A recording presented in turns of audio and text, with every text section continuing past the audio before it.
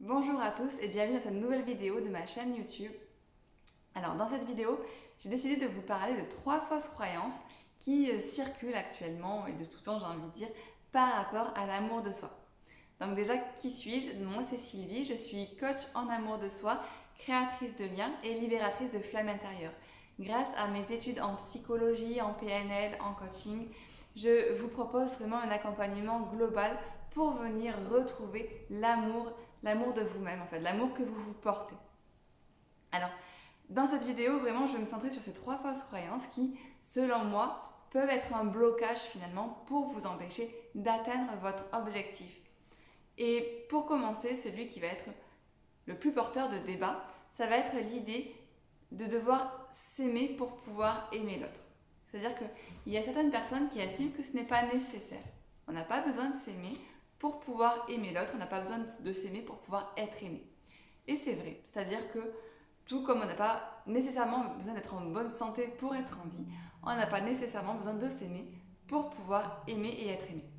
Maintenant, la question c'est, est-ce qu'on a besoin de s'aimer pour pouvoir vivre une relation épanouie?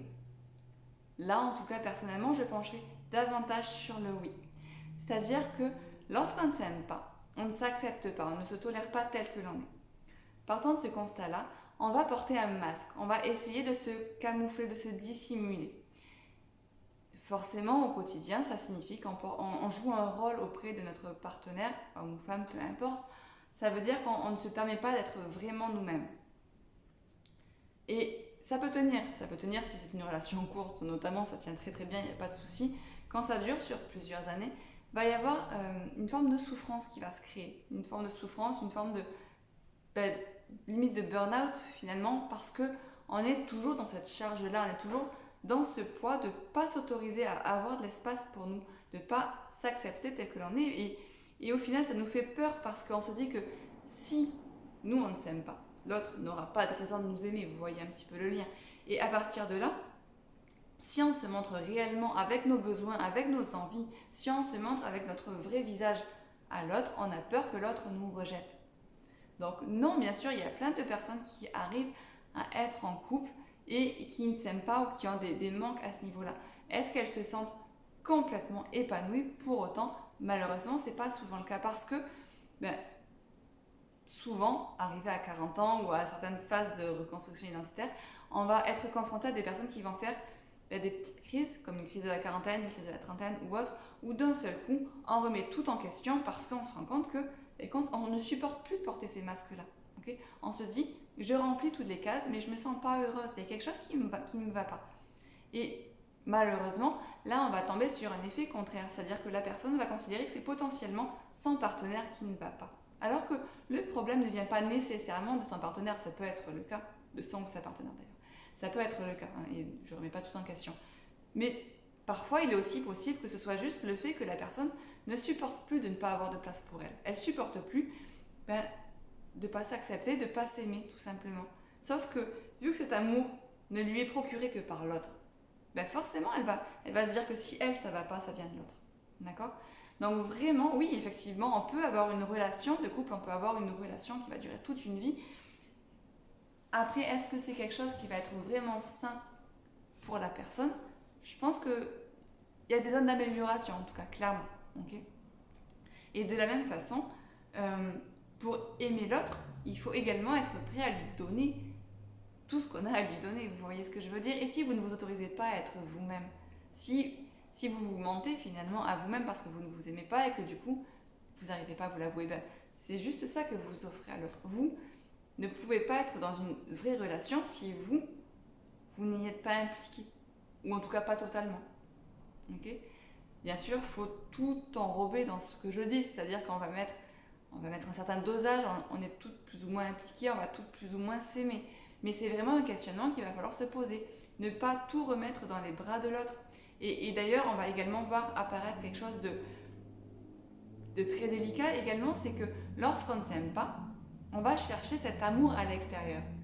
Le problème, c'est que ça va potentiellement être source de dépendance affective parce qu'on a besoin que l'autre nous aime, on a besoin que l'autre nous apporte ce dont on manque, ce dont on a la sensation de manquer. Et là, finalement, ça va conduire à des comportements qui vont nous faire souffrir plus qu'autre chose. Dépendance affective, jalousie, possessivité, toutes ces choses qu'on va mettre en place, ok, et qui sont néfastes au final pour la relation et pour votre bien-être à vous aussi. Donc ça, c'est vraiment la première idée. Non, en effet, il n'est pas indispensable de s'aimer pour pouvoir aimer et être aimé. En revanche, si vous voulez vivre une relation vraiment saine et épanouissante, dans ce cas-là, je vous conseillerais fortement de faire un travail pour apprendre à vous aimer. De là, on arrive à la deuxième idée sur laquelle je pense qu'il est indispensable de lever un peu le mystère. Cette idée, c'est qu'il n'y aura pas un moment où vous vous aimerez à 200% en permanence. Okay, c'est pas vraiment comme ça que ça fonctionne.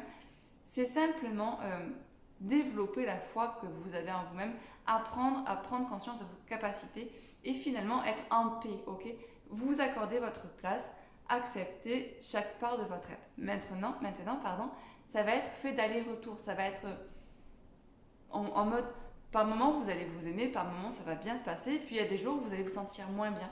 Et là, ça va être un peu plus compliqué. D'accord ?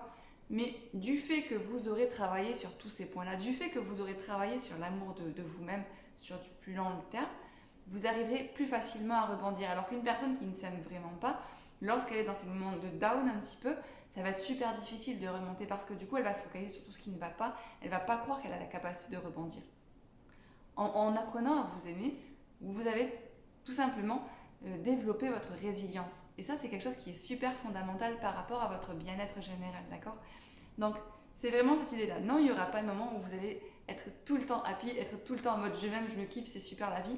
Il y aura forcément des moments où il y aura un petit peu plus le creux de la vague, mais c'est ok parce que notre vie, elle est faite comme ça. Notre vie, elle est faite de haut et de bas, elle est faite de cycles. Okay, et encore plus pour nous, mesdames, c'est-à-dire que quand on approche de nos cycles menstruels, on le sait, ça va pas, c'est comme ça, il y a des trucs qui se passent et au niveau hormonal, tout ça.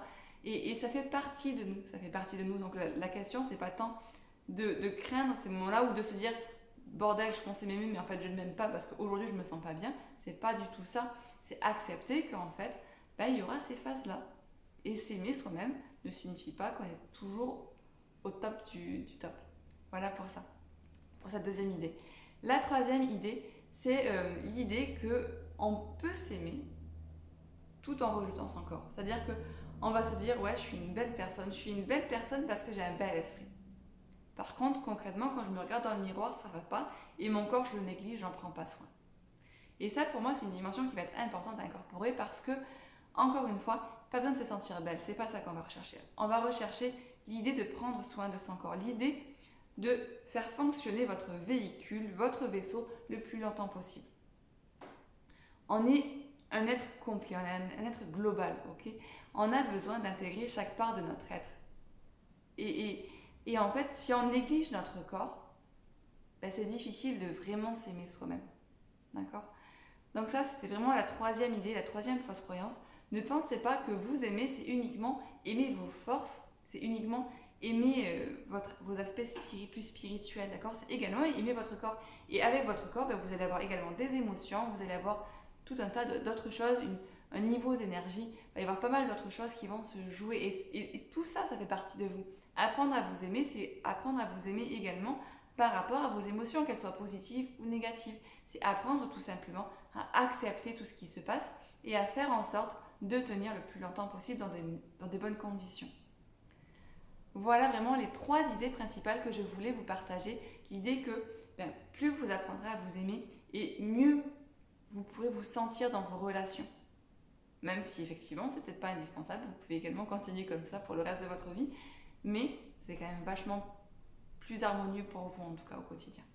Deuxième point, c'est que s'aimer soi-même, ça ne signifie pas être tout le temps au top. Ça ne signifie pas que vous n'aurez plus jamais de moments plus difficiles. Par contre, ça signifie que vous arrivez à avoir foi en vous, à avoir foi en la vie et à rebondir plus rapidement.